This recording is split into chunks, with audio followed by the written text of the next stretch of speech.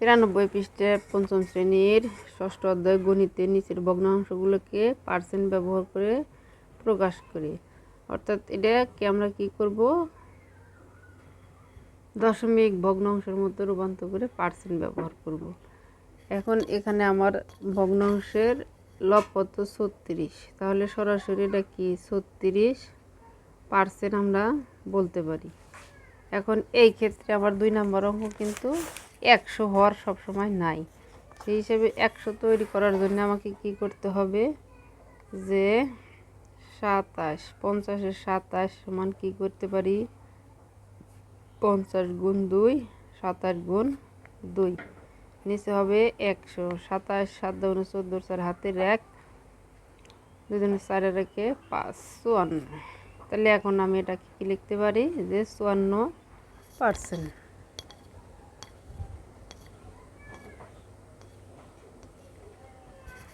একইভাবে 3 নম্বর আবার আমরা কি করব, 20-এর 26। তাহলে আমরা এটা কি কত দিয়ে গুণ করলে 20 100 হবে, এই যে 20 গুণ 5, 5 কুড়িতে 100, তাহলে 26 গুণ 5 100।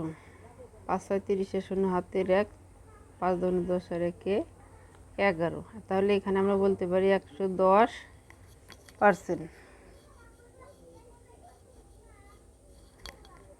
5 6 30-এর 0 হাতে আবার 3, 5 দুগুণে 13%, 130 100। সেই হিসাবে 10কে যদি আমি 10 দিয়ে গুণ করি তাহলে আমার হর কত হয়, 100। উপরের এবং লব এবং হরকে একই সংখ্যা দিয়ে গুণ করতে হবে। সেই হিসাবে নিচে আমার 100 হলো 3 10কে 30। এটাকে আমরা কি বলতে পারি, যে শতকরা 30%। 2 নম্বরের সমস্যা আমাদের কি বলছে, নিচের ফুলগুলোর মধ্যে 40% হলো গোলাপ ফুল, মোট ফুলের কত অংশ গোলাপ ফুল। এখন 40% মানে কি, 100টায় 40টা, সেই হিসাবে 40 উপরে নিচে 100,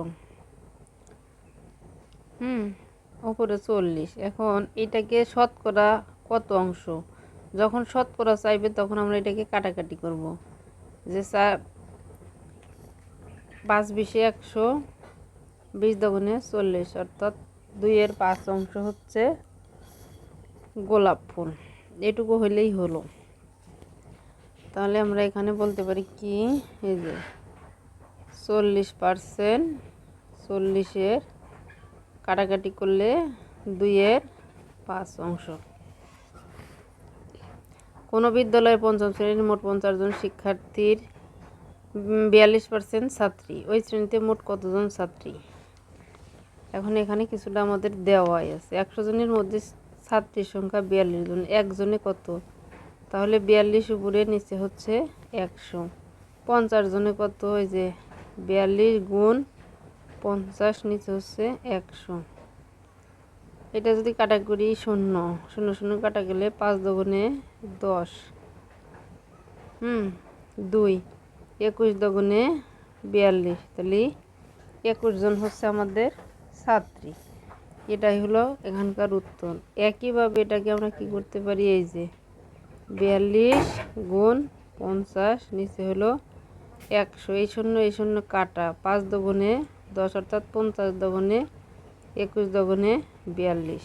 একইভাবে সমাধান করতে পারি।